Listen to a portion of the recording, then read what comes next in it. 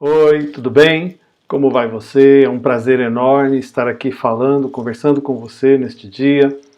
Meu nome é Elias Júnior Minazzi, eu sou terapeuta corporal, analista haitiano e há mais de 20 anos trabalho com desenvolvimento de pessoas, trabalho com comunicação, trabalho com fazer com que as pessoas possam alcançar o melhor de si mesmo, através de conhecer-se, através de experimentar-se e também através de se libertar das coisas que às vezes nos impedem de chegar mais próximos do ideal que a gente tem da gente.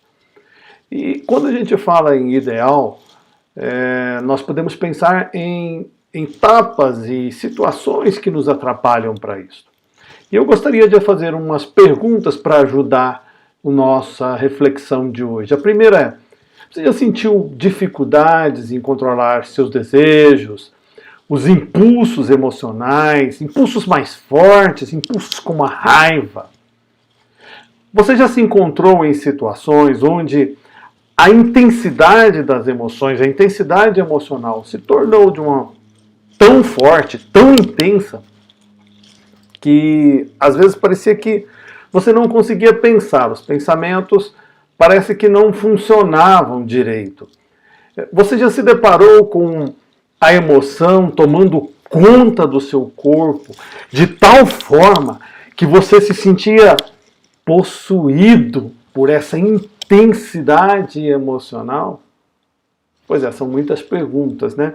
E essas perguntas têm muito a ver com o que a gente fala de uma sensação um pouco mais instintiva de reação e de ação no mundo. Quando eu falo de emoção, principalmente eu estou falando, neste momento, sobre a raiva. E a dificuldade de controlar os impulsos que a raiva provoca na gente. Tem um livro sagrado dos hindus, e ele diz assim que a luxúria, ou seja, o excesso, é nascida da paixão. E ela se transforma numa ira incontrolável quando ela não é satisfeita. Então, este exagero é incontrolável, é insaciável. Se a gente pudesse atualizar um pouco a escrita para uma linguagem mais moderna, a gente poderia dizer assim, que é o desejo incontrolável deste exagero que nasce de uma descarga dos neurotransmissores e que, quando isso não é satisfeito, se torna uma ira. A gente vira tipo um Hulk, não consegue controlar. Desejo, então, exagerado e incontrolável, ou seja, trabalhar estes sem limites, sabe? Pessoas que não conseguem ter limites no trabalho, na sua atividade profissional, trabalha 12, trabalha 18, trabalha 20 horas por dia e justifica que realmente é assim, né? Tem que ser assim. Se percebe muito poderoso, se percebe invencível. Isso faz sentido um pouco para você? Talvez um pouco desse exagero esteja presente também no comer, no beber, como se estivesse satisfazendo um Deus. Ah, mas era o churrasco, mas era a massa da mama, era aquele vinho especial, justificando e sentindo-se muito acima dos julgamentos das pessoas. Na verdade, eu sei que eu sou assim, né? Conhece alguém desta forma e você se vê um pouco neste quadro de exagero, né? de dificuldade de se controlar? Outro aspecto que a gente pode falar sobre essa questão do exagero é o dominar o outro e subjugar. Porque isso tem a ver com a sensação de se sentir muito poderoso, né? E eu sei, já que eu sou poderoso, eu sei o que deve ser feito, ok? Então, o natural é que eu seja o líder, que eu seja o diretor, que eu seja o presidente, que eu seja o comandante, e que eu diga o que deve e como deve ser feito. Esta sensação de poder, esta sensação de capacidade que faz ir mais longe, que faz exagerar. O problema não está na liderança, não está na capacidade de liderar, o problema está no exagero. Dá para se imaginar você nessa situação, ou você já viu alguém agindo dessa forma, num exagero do controle das pessoas? E quando não é satisfeito, então, esse exagero, quando a fome, não é nem a fome, a vontade de comer, esse desejo do prazer da bebida, esse desejo da dominação do outro não é satisfeito, aí se torna uma ira. Não há argumentos, apenas é assim que deve ser feito. Me lembra até uma brincadeira de criança que dizia, né? Vai fazer tudo o que eu mandar, e se não fizer, apanhamos. Então, essa ira incontrolável, essa raiva incontrolável que toma conta da pessoa, mostra pra gente um ciclo que vai às vezes se repetindo. E tudo começa com uma sensação de vazio. E a gente pode classificar esse vazio aqui no abdômen, na barriga, como se fosse fome. Como se fosse um desejo de alguma coisa. Depois, há uma resposta de eu preciso encher isso, eu preciso completar isso. Esta sensação é muito ruim. E para não entrar em contato justamente com essa sensação, então, a pessoa entra no exagero, né?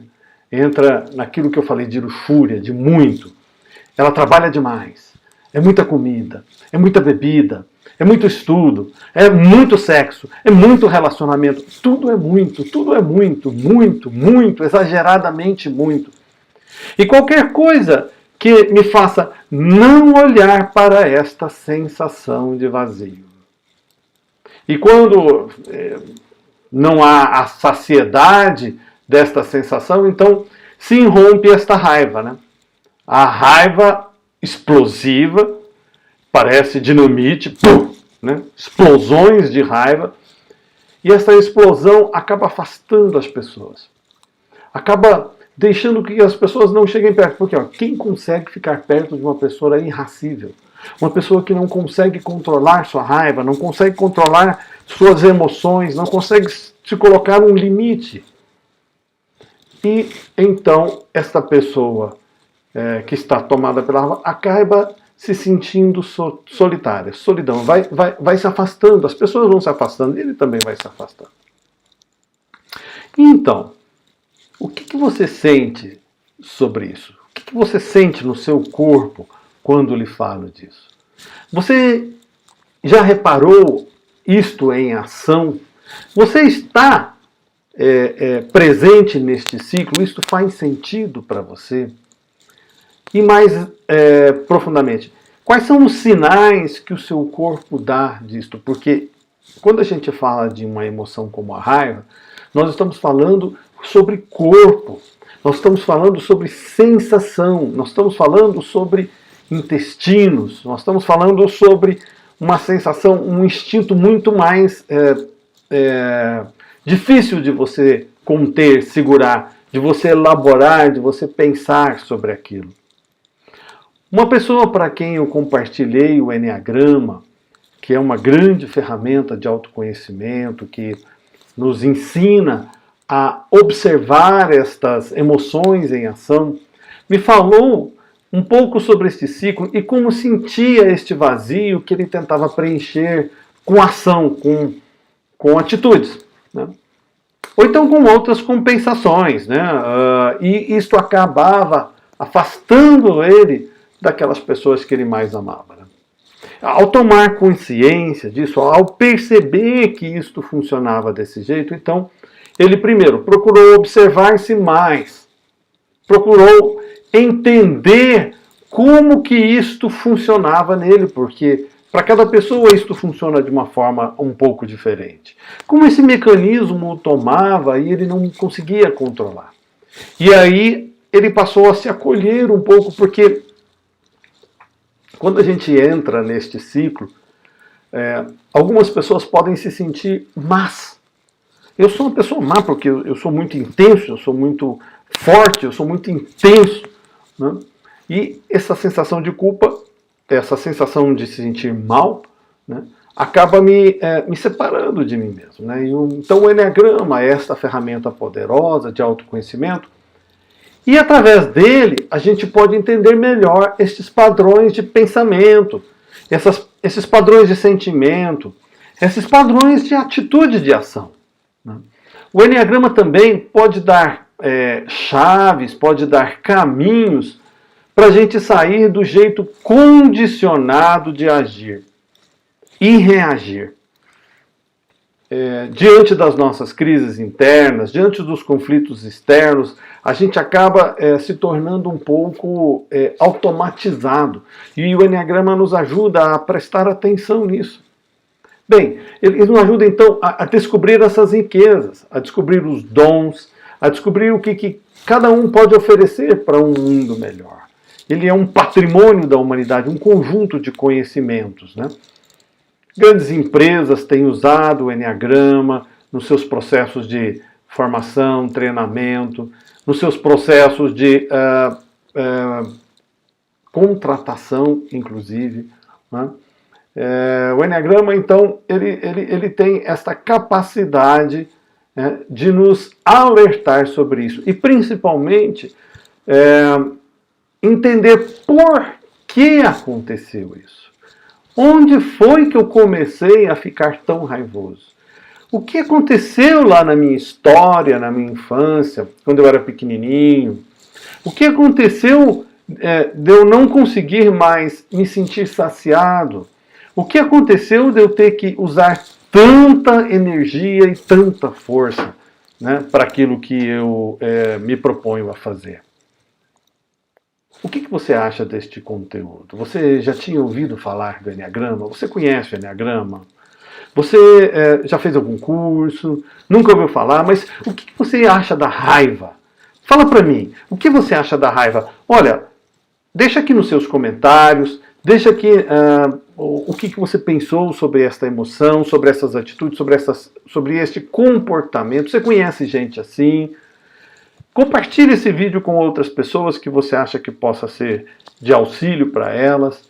E eu vou estar aqui sempre conversando com você um pouquinho sobre isso, sobre autoconhecimento, sobre emoção, sobre sensações e sobre o Eneagrama. Eu espero ver você numa próxima oportunidade. Um abraço.